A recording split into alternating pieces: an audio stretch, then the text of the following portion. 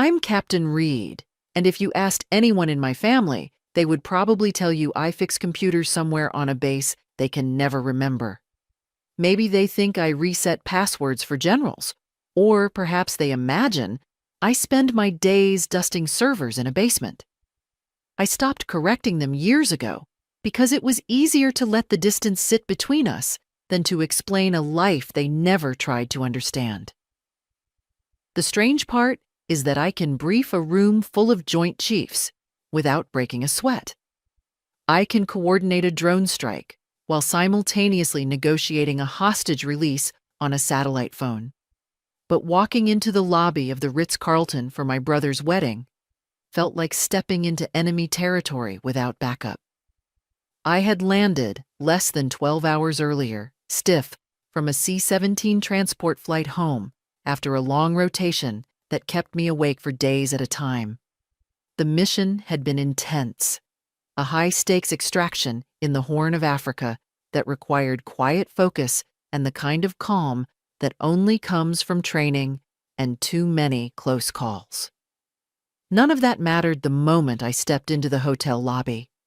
To them, I was just the sister who worked too much, spoke too little, and probably didn't own a dress that cost more than $50. I watched relatives rush past me carrying gift bags and perfume clouds, barely slowing down long enough to offer a distracted smile. No one asked where I had been or why I looked exhausted. But they did ask if I remembered to bring my dress and if I could keep my hair simple so I didn't draw attention away from the bridal party.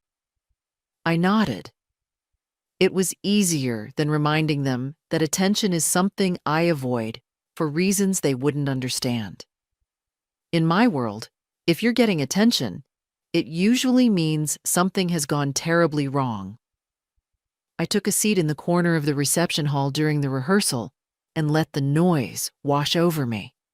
My uniform had been replaced with a plain navy dress, but I could still feel the weight of responsibility clinging to my shoulders like dust from the desert.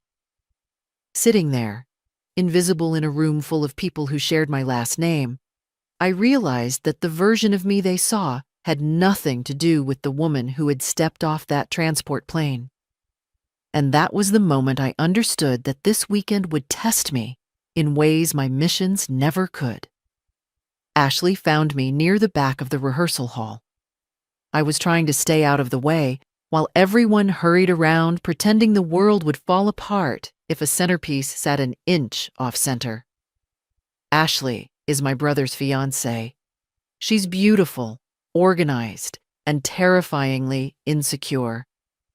She moved toward me with a smile that felt painted on, the kind you learn to recognize after years of reading warlords who say one thing but mean another.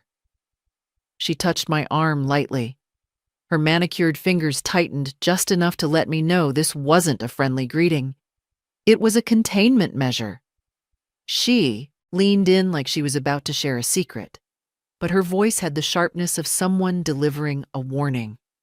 "Hey, stranger," she said. "I'm so glad you made it.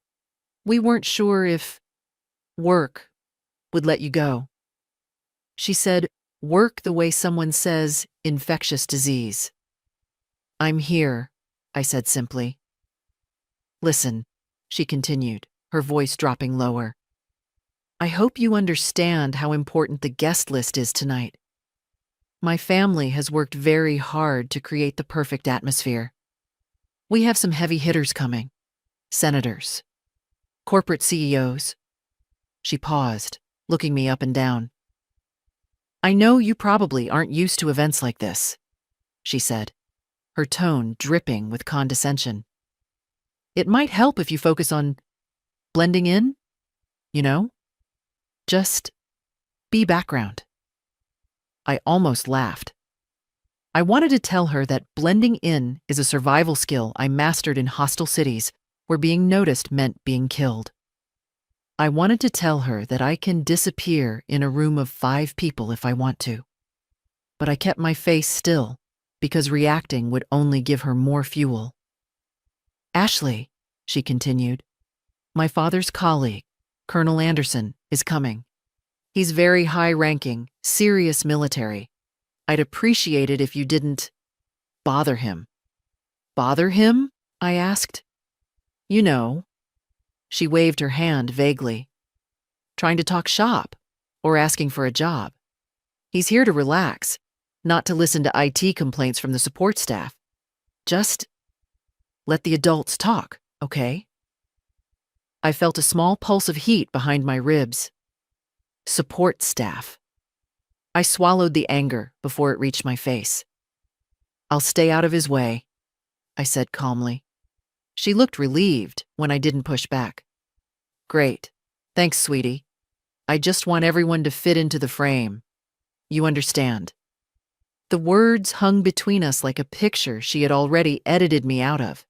She thought she was being polite. Helpful, even. Saving the awkward cousin from embarrassing herself. She pointed toward a group of well-dressed guests gathering near the bar. "Why don't you go sit over there? By the emergency exit? It's quieter." I let the words settle because there was no version of the truth that would fit inside the assumptions she had wrapped around me. The disappointment sat low and familiar in my chest, but I kept it steady. I learned a long time ago that silence can be a shield. As she walked away to greet another group of guests, laughing, touching arms, playing the perfect hostess, I stood there absorbing the moment like a bruise forming under the skin. She thought she had managed a risk.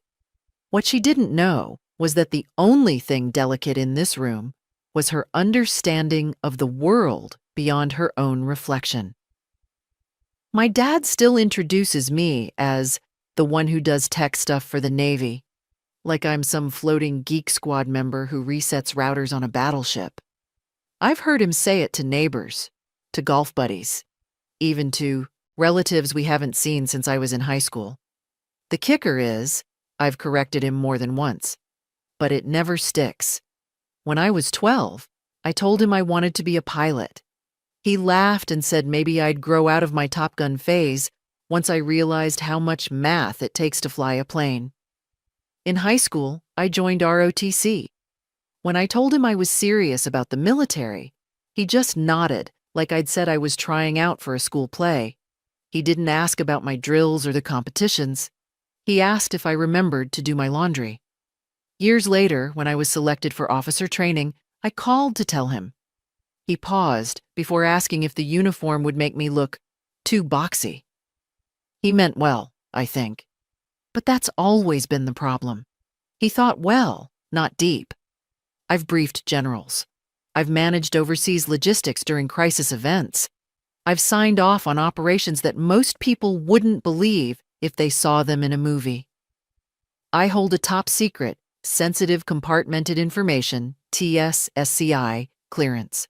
But to my dad, I'm still the kid who used to struggle with geometry. Somewhere along the way, he froze my identity in time and never updated the file. Last Christmas, I overheard him telling my cousin that I work in a government basement fixing printers. I was home for 2 days and left before the big dinner. He said I had some work thing come up. That work thing was a satellite leak over the Indian Ocean that threatened to expose a carrier group. The irony is that the systems I manage aren't just networks, they're lifelines. My calls reroute ships. My analysis changes foreign policy. But at the dinner table, I'm the daughter who can't be trusted to organize family photos without crashing the iPad. There's this memory I can't shake.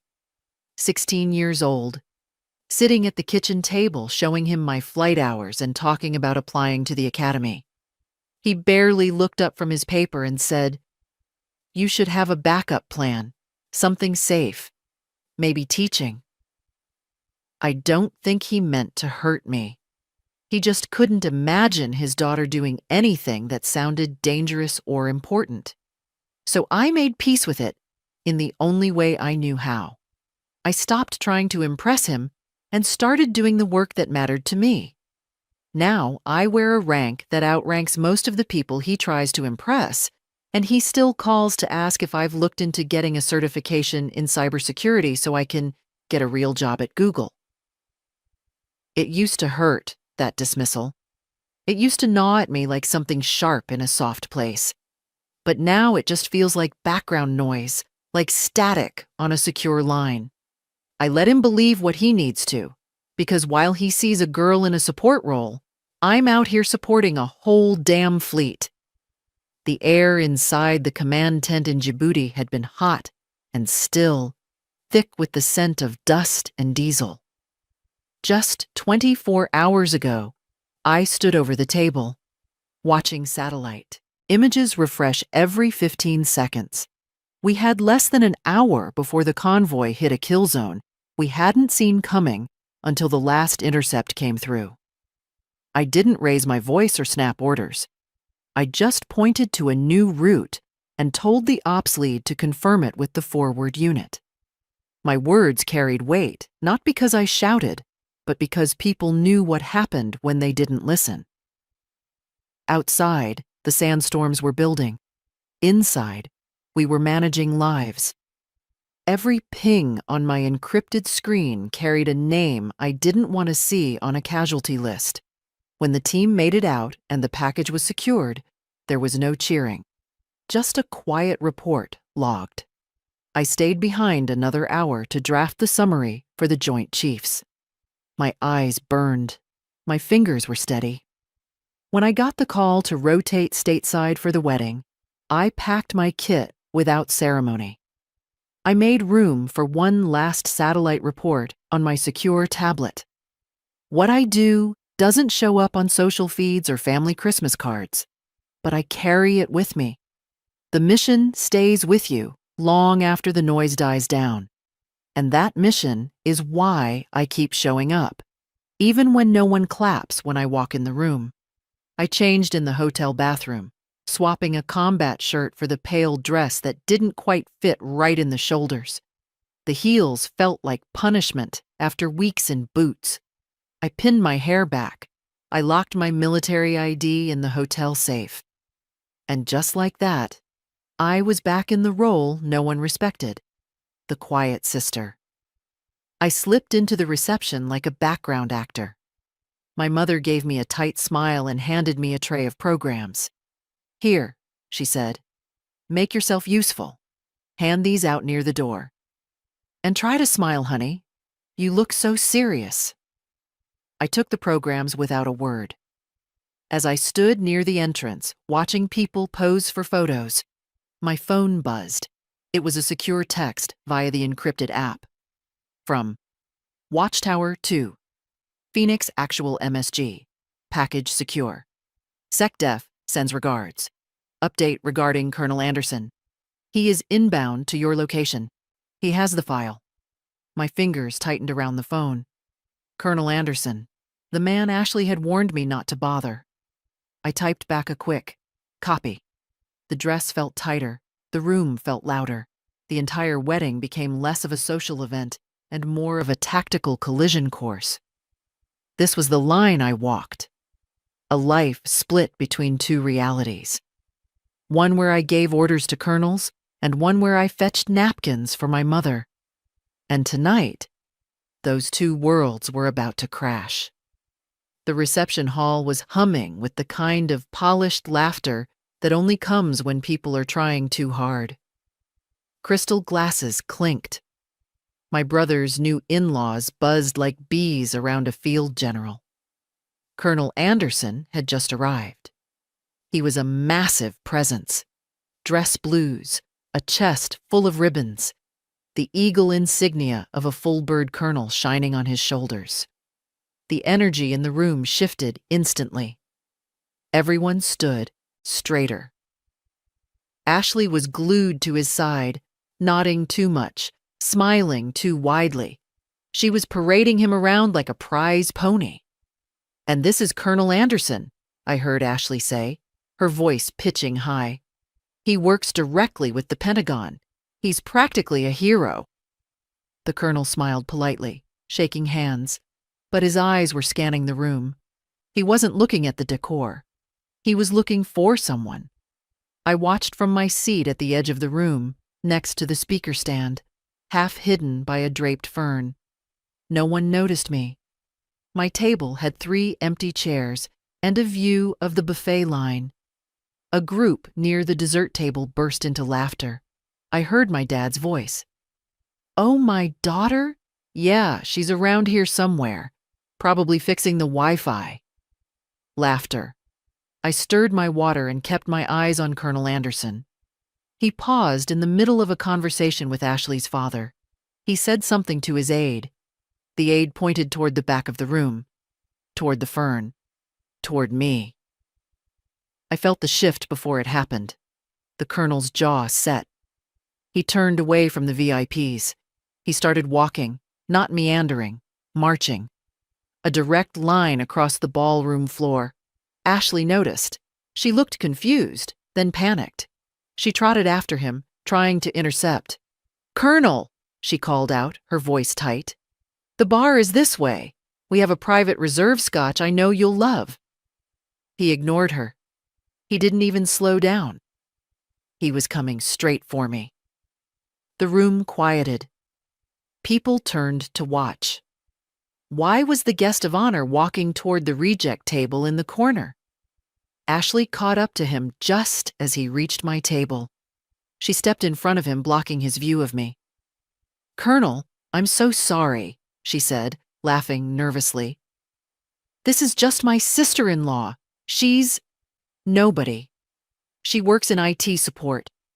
She's a little awkward socially, so we put her back here to—" "Move," the colonel said. It wasn't a request. It was a command, barked with the authority of a man who commands regiments. Ashley froze. Her smile cracked. "Excuse me?" The colonel didn't look at her. He looked over her shoulder, at me. "I said move aside."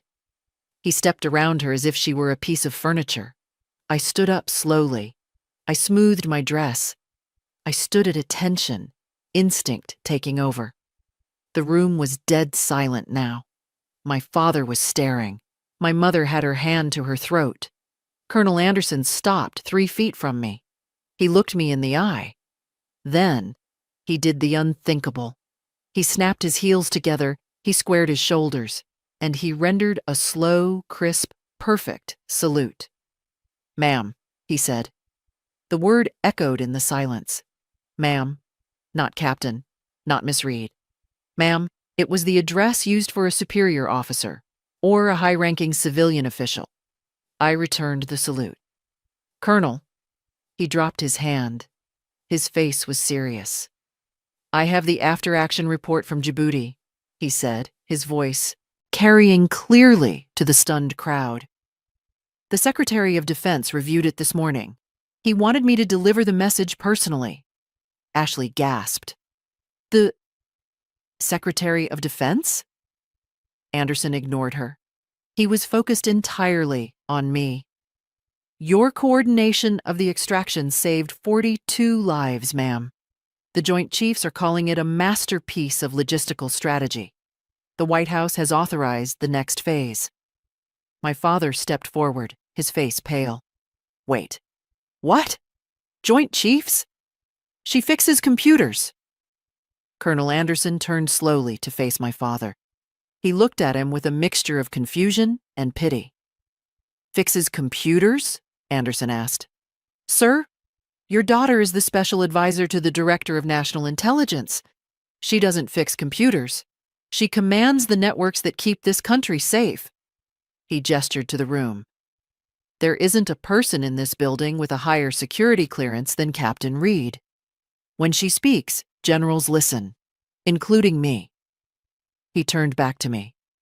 "The Secretary is waiting for your briefing, ma'am. I have a secure vehicle waiting outside to take you to Andrews Air Force Base." He paused. "Unless you'd prefer to stay for the cake?" I looked at Ashley.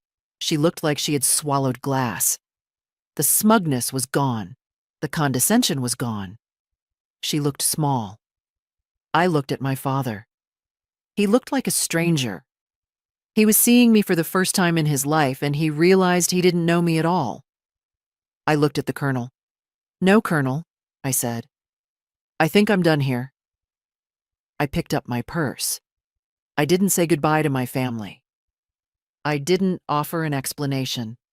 "Lead the way," I said. The colonel nodded. "After you, ma'am." He stepped aside, ushering me forward. I walked through the center of the ballroom. The crowd parted like the Red Sea. I saw the faces of the people who had dismissed me an hour ago, the cousins who didn't talk to me, the aunts who pitied me. They weren't pitying me now. They were terrified. I walked past Ashley. She opened her mouth to speak, maybe to apologize, maybe to ask how. I didn't stop. I didn't look at her. I walked right past her as if she were part of the background. We reached the lobby doors. 2 military police officers in dress uniforms were waiting. They opened the doors for me. Outside, a black armored SUV with government plates was idling at the curb.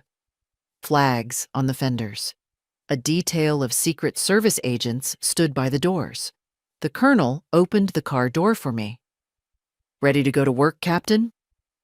I looked back at the hotel one last time. I saw my family pressed against the glass windows, watching. "Yes," I said. "I'm ready." I climbed into the back of the SUV. The heavy door slammed shut, sealing out the noise, the judgment, and the lies. The convoy pulled away, sirens flashing, cutting a path through the night. I didn't look back. I wasn't the IT girl. I wasn't the quiet sister. I was the one they saluted. And for the first time, everyone knew it.